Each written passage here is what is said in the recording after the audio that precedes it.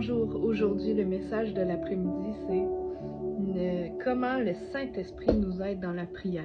Ne pas prier pour prier, mais prier avec un cœur sincère. Le Père est Dieu, Jésus est Dieu et le Saint-Esprit est une puissance, mais il est aussi Dieu.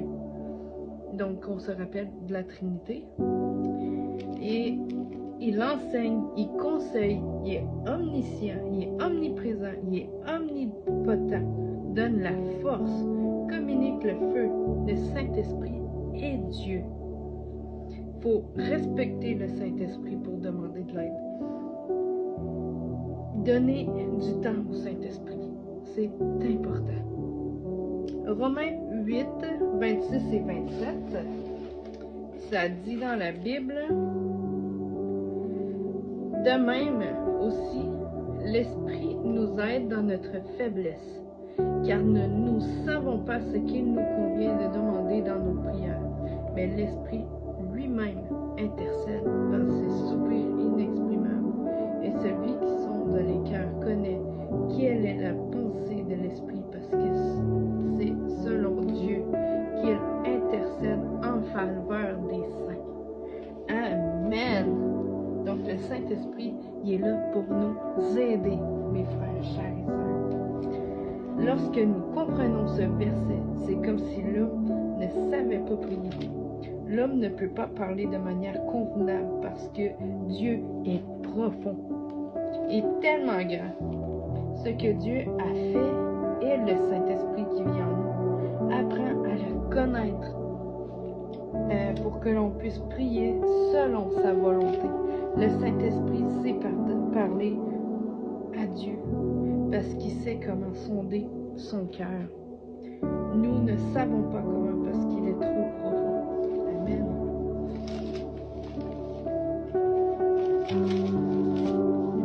Et lui habite son cœur, ses profondeurs. Il peut nous révéler ce que Dieu veut que nous disons. Le Saint-Esprit nous aide par des soupirs qu'on ne peut expliquer. C'est très spirituel de se laisser aider par le Saint-Esprit. Comment il nous aide, il nous réveille physiquement. Le Saint-Esprit est capable de te sortir de ton lit et de te réveiller. Lorsqu'il te réveille, il ne dit pas « je veux me... » Il ne faut pas qu'on dise « je veux me endormir ». C'est lui manquer de respect. Ne pas être plus sage que Dieu. Des fois que nous perdons notre réveil spirituel quand on commence à vivre dans le péché. Et le Saint-Esprit peut te réveiller en étant très triste. Le Saint-Esprit, quand il vient dans ta vie, te donne la protection, la paix et la joie.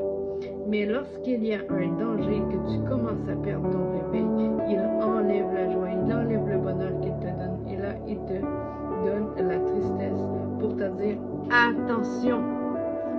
Ne pas prier superficiellement, c'est la manière de nous réveiller spirituellement.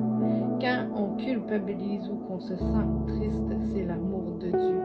Dieu veut nous protéger du danger et il nous corrige. S'il y a un danger, c'est qu'il y a une forte tension qui arrive. Le Saint-Esprit est comme un coach. Il sait que nous ne sommes pas prêts à ça. Il peut faire la projection de notre combat. Le Saint-Esprit est Dieu. Quand il voit qu'on ne prie plus, qu'on ne jeûne plus, qu'on ne craint plus Dieu, il nous réveille attristés pour qu'on soit conscient que nous perdons notre réveil. Si nous devons pleurer, nous devons pleurer, crier et lui demander de nous redonner. C'est le Saint-Esprit qui le redonne. Le Saint-Esprit nous aide en nous donnant les paroles. Le Saint-Esprit nous aide en soupirant, en nous fortifiant physiquement, en nous réveillant spirituellement dans la prière, en nous révélant la volonté de Dieu. Dieu n'exauce pas toutes les volontés, il exauce que sa volonté parfaite. C'est seulement si nous prions en sa volonté que Dieu nous exauce. Parfois, quand on prie, on ne se laisse pas conduire par le Saint-Esprit. Nous demandons des choses de nous sans demander la volonté de Dieu. Le Saint-Esprit nous aide dans la prière en nous faisant rencontrer des guerriers dans la prière, des hommes et des femmes qui a formé et taillé qui vont nous impacter. Amen. C'est important, chers frères et sœurs, de prier dans la volonté de notre Seigneur. Parce c'est pas par notre propre volonté que nous sommes sauvés, mais c'est par sa grâce. C'est grâce au sacrifice qu'il a fait pour nous qu'aujourd'hui, on est vivant encore aujourd'hui. Amen. Dieu, dans sa grande grâce, nous a bénis.